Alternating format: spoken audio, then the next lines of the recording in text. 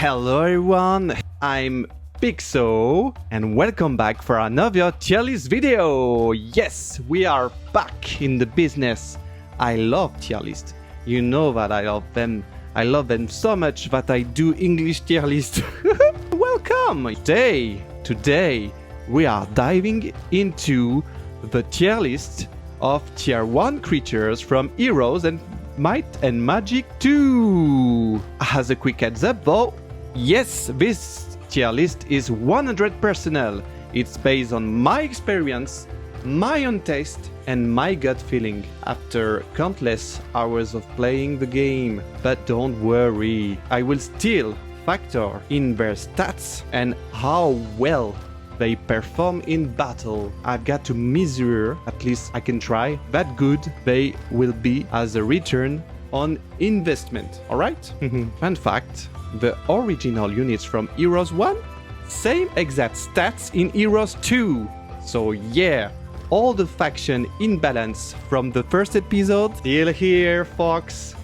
The real difference comes with the new creatures, with Necros and Wizards. Welcome in the brawl, and the bigger battlefield 2 will make flying units way more important than in Heroes 1, unlike Heroes 3, where only the really fastest one will still do that trick. And hey, don't forget, leave your opinion in the comments. You agree with me? You totally disagree? That's the good stuff.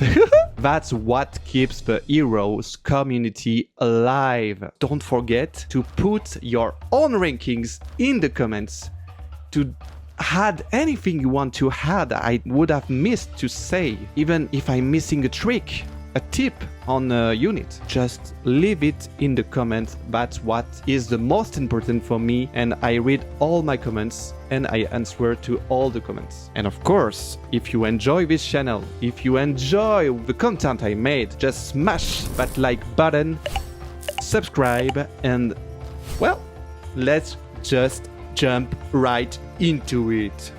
Yeah. I'm making my kind of English version. But I'm Batman in French too.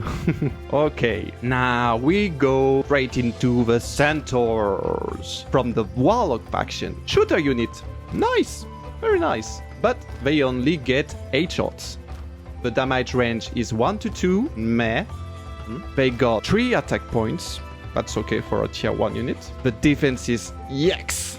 Only 1 in defense, 5 hit points, saves them a little, but they are bulky, 2 X's wide, tough to protect, so meh.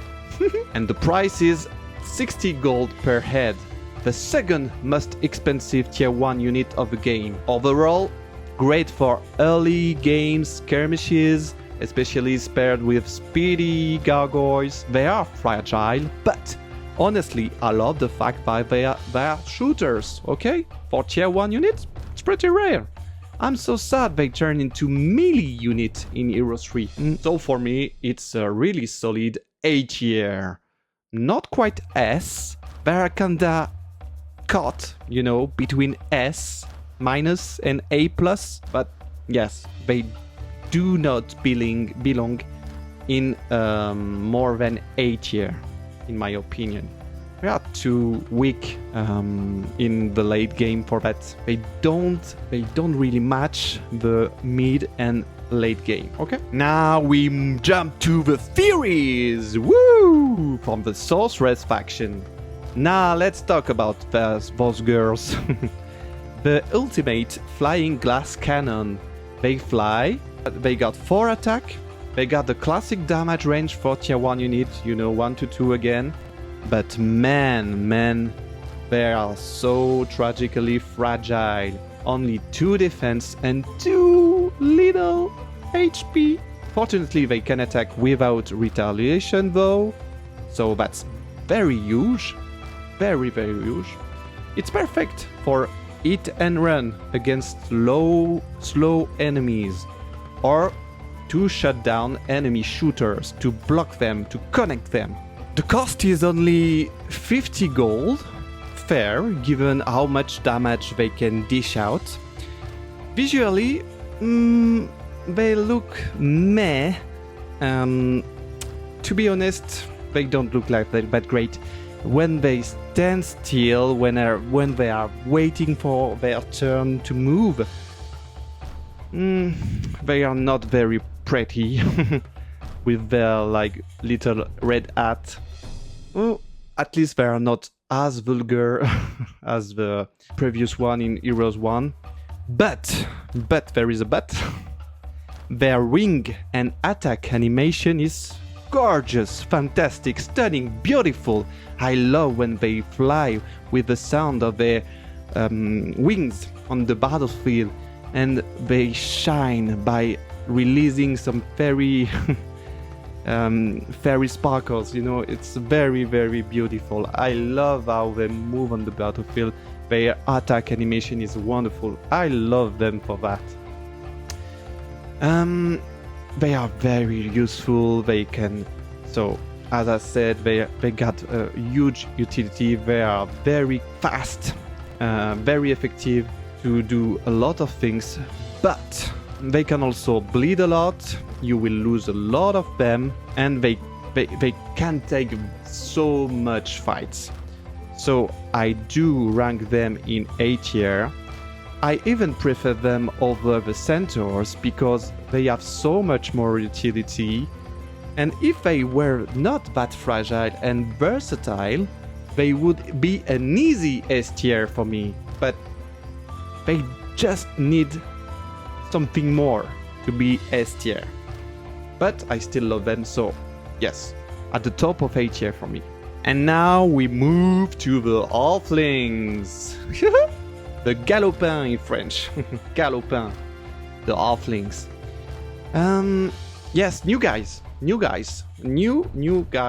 for Wizard faction. There are tiny little slingers with a serious punch.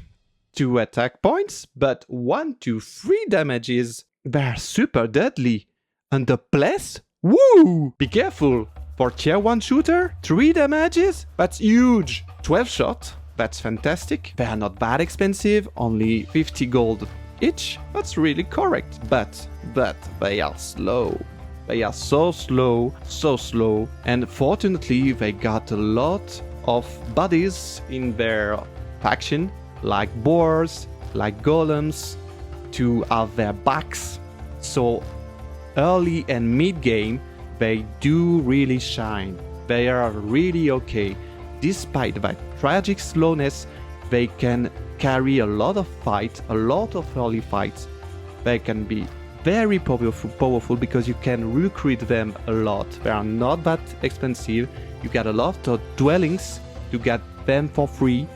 And honestly, tier 1 shooters, easy to protect. That's a really good unit. And to me, they are A tier because in French tier lists, someone told me that Centaurs are better, and I do agree on a certain point. I think they are better, but they are not that easy to protect, because you want all your allies' creatures to go attack the enemy and not so much protecting them. And Centaurs are really hard to protect, so you will bleed them a lot. At least they are not that slow, okay, but they are not so good in terms of price, you know. And you know, honestly, I just love them. I love their look. I love their animation when they throw their little rock, like David against Goliath. They are just so useful early game for wizards. And yes, they are well designed for the faction, so it's pure value for me, and to me it's A tier and in front of the Centaurs, despite their slowness. That's their only con, okay, for a tier 1 unit. And now we move to Goblins. Goblins! Ah, the good old Goblins. They're green, they're super green. They are tribal. They're looking like definitely they didn't invent sliced bread, but stat-wise, they are not that good. They are decent, okay? We got 3 of attack, They got very, very bad defense. Wow, only one defense? That's nothing. Just only 3 HP. Their damage range is very meh. Okay. Their speed is meh too. They are average. They are basically peasants, but slightly upgraded. Fortunately, they are kind of cheap. Only 40 gold each. And they can help to protect your early game shooters like orcs. I do like their look. I do like the tribal look. The green tribal look, like... But realistically, I'm putting them in C tier, in C plus tier. They're not that terrible. They were B tier in Heroes 1, but they are not that good. They are not that good, and they really do shine less on the big heroes battlefield because they will be more easily kiteable. So I think they are a good C plus tier, but not much. And now you see them. And now you see those guys. Ooh, here come the peasants. The peasants. The legendary garbage peasants. Ooh. So, the peasants. The punching bags of the heroes' entire universe. The victims. Now they swing cycles instead of pitchforks. Very revolutionary spirit, very power to the people. But not much power. But listen, yes, do listen, they are still without a doubt the weakest unit in the entire game and series. 1 attack, 1 defense, 1 HP, 1 damage range, and the speed. Whoa! They are not the first in the line. What speed? No speed. They are very, very slow. They are tragic, but at least they are cheap. There are 20 gold each. You can try to stack them for a fragile bunker just around your archers, but good luck with that. At least you have the tight formation that save them a little, so you can tight your stacks around the archers, okay? But of course, they do deserve the D tier. They are deplorable. Garbage unit.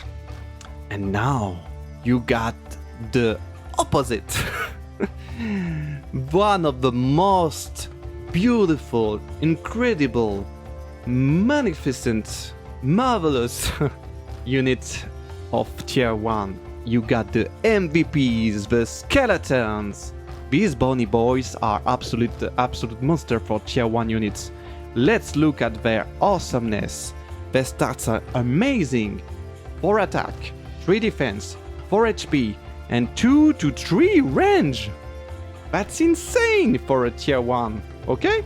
The only downside of them is the fact that they can be easily mixed up with other units than Necros 1 because of the minus morale they can provide as undead creatures. Their average speed is okay, but no biggie. Necros start with haste anyway in the spellbook. Whoa! So you can boost them easily. They are really pricey, of course, for that kind of majestic units. They are 75 gold, but necromancy exists, so you get tons of free skeletons for free. And so that's not a big deal. Early game, mid game, late game, skeletons stay strong, really strong, and really useful. So, no contest, skeletons. S tier, easy S tier, maybe S minus tier. No, not easy. They're just that good. You can do almost everything in early game by boosting them with that little haste they need to shine and be so OP. It's a fantastic unit. So powerful, so game-changing, you can do so much fight with them, you can stack them with necromancy. Their only weakness is that they are not that speedy, but you get haste. And the only weakness, but that would be like a tier 3 unit. Yeah, I exaggerate of course, but they can fly. So the fact that they can fly, meh. But I didn't mention that I find them so beautiful. I find their animation, their look is so threatening. I love how they just move, the sound they make, the way they die. It's amazing. I love them. I love that fantastic unit. To me, skeletons are really S tier. I do want skeletons in my army. And now we have to talk about the rogues. The rogues. Well, they are basically, you can think of them as fairies. Just pumped out with steroids and strength, but with no wings. They got no wings, they got 6 attack points. That's massive. They got no retaliation like the fairies. 1 to 2 damage range also. They move really fast, but of course they don't fly and are super fragile, even more than fairies with less utility. Only 1 defense, at least they got 4 HP, but 1 defense? Really? They are amazing for quick strikes early on, but do not keep them until the end of the game. They are not quite as sustainable long term. You don't want to consider them in late game at all, okay? The price is only 50 gold, not too bad, but to me they are an easy B tier. B plus tier, okay, but B tier, okay? They are really good, but really not enough good to break into the A tier. And that's it, guys! That's a wrap on this tier list. If you did enjoy it, just like and subscribe. And most importantly, let's get those theory debates going on in the comments. Just tell me what you think, and see you next time. Bye bye!